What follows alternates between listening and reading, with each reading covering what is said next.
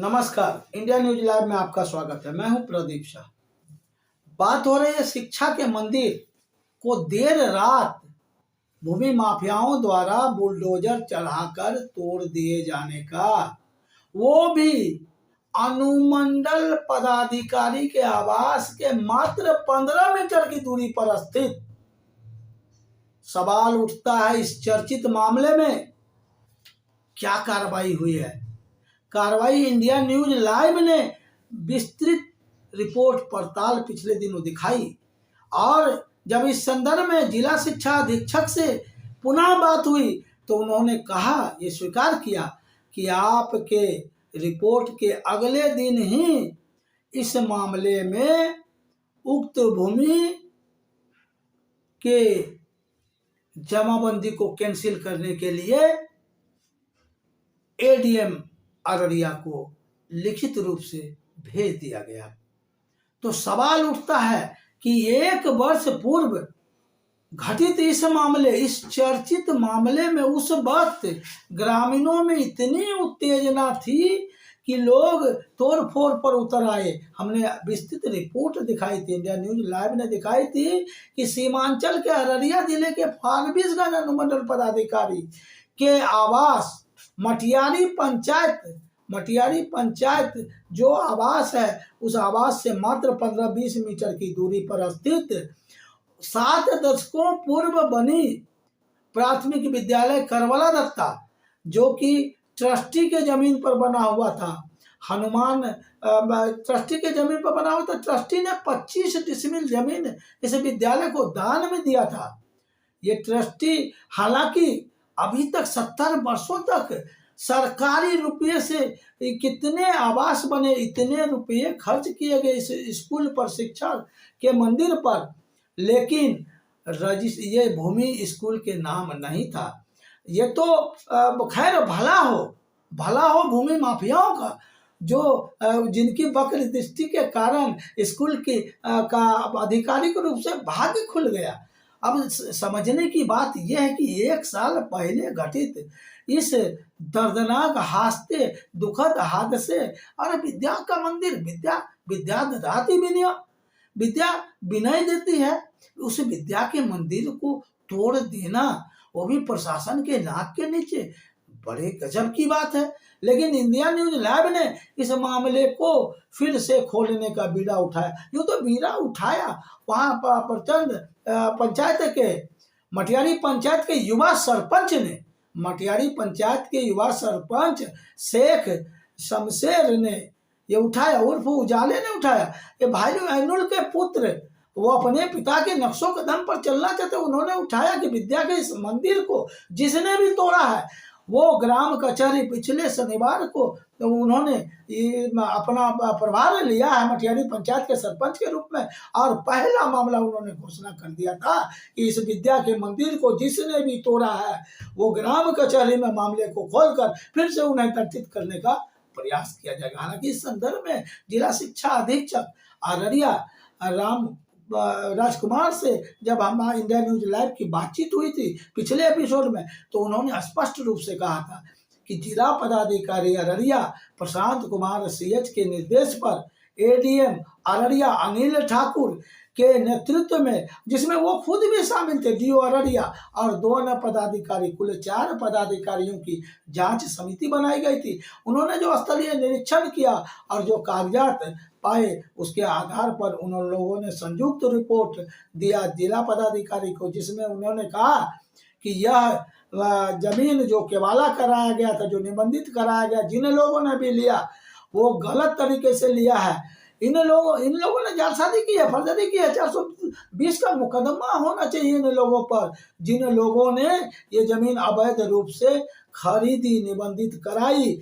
और सबसे बड़ी बात, इसमें ट्रस्टी प्रदीप कुमार सोमानी, हालांकि इनकी माता हेमलता सोमानी जो चेन्नई में रहती है, वो इनके जमीन के अधिकृत ट्रस्टी हैं।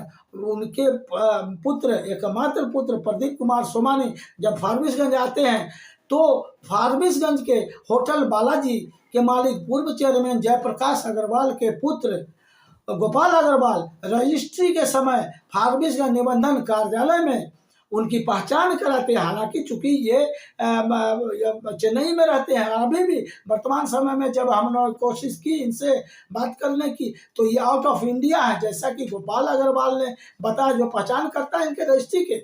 उन्होंने कहा कि हमने ऑफिशियली रूप से फारबिसगंज अवर निबंधक कार्यालय में इनकी प्रदीप कुमार सोमानी की केवल पहचान की है।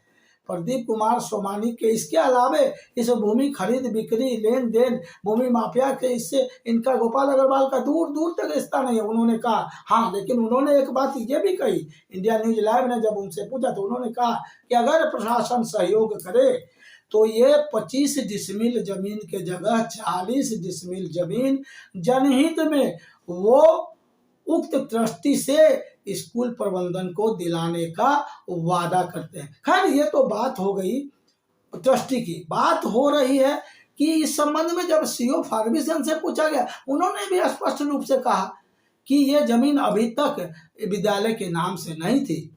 तो अब विधिवत रूप से जब शिक्षा अधीक्षक इंडिया न्यूज लाइव के खबर का यह असर रहा कि जब इंडिया न्यूज लाइव की टीम के द्वारा रिपोर्ट पड़ताल जिसको प्रकाशित किया गया, तो उसके बाद ही यह आधिकारिक रूप से डीईओ अररिया के द्वारा उचित माध्यम से लिखित रूप से इसके भूमि के निबंधित जमाबंदी को रद्द करने के लिए लिखा गया। हालांकि ये बात डीओ ने स्पष्ट रूप से कहा कि इससे पूर्व भी उन्होंने, जब उनसे पूछा गया कि 1 साल का वक्त इसमें लग गया, इतना विलंब क्यों, तो उन्होंने कहा कि पूर्व में प्रधानाध्यापक के माध्यम से फारबिसगंज सीओ को इस संबंध में अवैध जमाबंदी को रद्द करने लिखा गया था, लेकिन सीओ फारबिसगंज ने कहा कि वो सक्षम प्राधिकार नहीं है, इसलिए जांच रिपोर्ट के साथ पुनः फिर से इसको दिया गया है एडीएम अररिया अनिल कुमार ठाकुर के पास। अनिल कुमार ठाकुर एडीएम अररिया जो कि सक्षम पदाधिकार है, और जांच समिति में ये उन्हीं की अगुवाई में हुई थी 4 सदस्यीय जांच समिति। इस संबंध में जब उनसे बार बार कई दिनों तक लगातार इंडिया न्यूज लाइव में संपर्क साधने की कोशिश की, तो वो लगता है कि इंडिया न्यूज लाइव के साथ बातचीत नहीं करना चाहते। कारण क्या है, ये जांच का विषय हो सकता है। 1 साल इस विद्या के मंदिर को तोड़ने, वो भी प्रशासन के नाक के नीचे, 1 साल का वक्त हो गया। क्यों हुआ, कैसे हुआ, आखिर इस रिपोर्ट को किसने दबाया, किसमें संलिप्तता, किसकी संलिप्तता है, ये भी जांच का विषय है। आइए दिखाते हैं उस वक्त जो तोड़ फोड़ हुई थी, उस वक्त क्या गुस्सा था लोगों में इस शिक्षा मंदिर को तोड़ने को लेकर।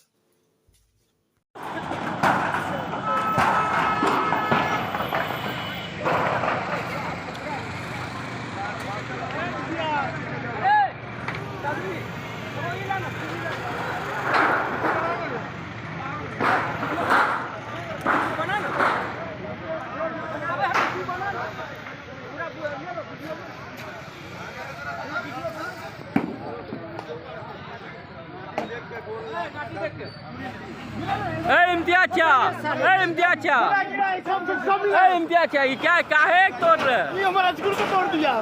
हाँ, काहे तोड़ रहे? इम्तियाज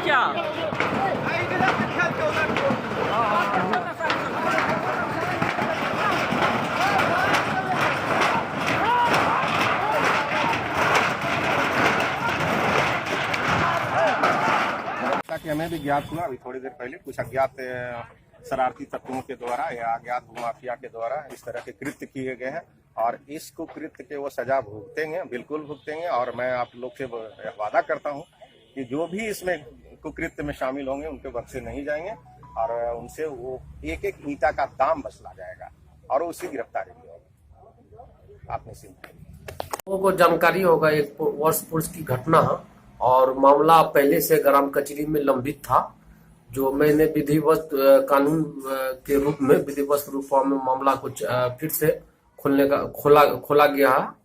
ये मामला पूर्व से लंबित चला रहा है, से ही लंबित था मामला। अच्छा के मंदिर है, 1 वर्ष पूर्व इसे तोड़ दिया गया था, लेकिन अधिकारी के आश्वासन पे हम सभी ग्रामीण रुके हुए थे, और इस बार मैंने पुनः रूप से अपने ग्राम कचहरी में शिक्षा के मंदिर को निम्न स्तर से चालू करने के प्रयास में है। योगा मटियारी पंचायत 1 नंबर पंचायत में आता है। यहाँ शहर से सटे यहाँ पदाधिकारी का आवास भी है और आपको जहाँ भूमाफिया जो स्कूल भवन तोड़ा गया था वो NH से सटा हुआ स्कूल है और आए दिन यहाँ ओवरलोड वाहन चलती है जिसके कारण कोई बड़ी से बड़ी अप्रिय घटना भी घट सकती है। तो क्या DTO स्तर अररिया के स्तर पर कोई कार्रवाई नहीं होती ओवरलोडेड वाहनों पर? जहां तक लग रहा है कि अभी तक तो कोई कार्रवाई नहीं हो रही है। आइए सुनते हैं पहचानकर्ता गोपाल अग्रवाल को। पहचानकर्ता हम उसको जानते हैं, हम पहचाने एकदम कहाँ पीछे हैं। हाँ, हम प्रदीप सोमानी को पहचाने हैं, पहचान करता है, हमें तो अजीब है। देखिए उसमें हमारे समझ से समाज का कल्याण के लिए प्रदीप जी को भी ये बात करके कन्विंस किया जाएगा कि समाज का हित के लिए, और आज तक उनके परिवार वालों ने काफी कुछ समाज को दिया है, पारिवारिक समाज को, तो स्कूल बनने के लिए जो भी जमीन है वहाँ पे 25 डिस्ट्रिक्ट जो ट्रस्ट के नाम पे उनके पूर्वजों ने दी है वो, और उसके साथ अगर कुछ और जमीन स्कूल को दरकार है, प्रशासन अगर सहयोग करे, प्रशासन चाहे तो उनके द्वारा, हम लोगों के द्वारा कोशिश करके उनसे स्कूल को दान दिलाया जाएगा। उनसे या उनके मैनेजर से किसी से आपका कांटेक्ट इस संदर्भ में कभी? हमारी कोई बात नहीं है, अभी इन दिनों हमारी कोई उनसे बातचीत नहीं हुई है, मगर एक सामाजिक प्राणी होने के नाते मेरा ये दायित्व बनेगा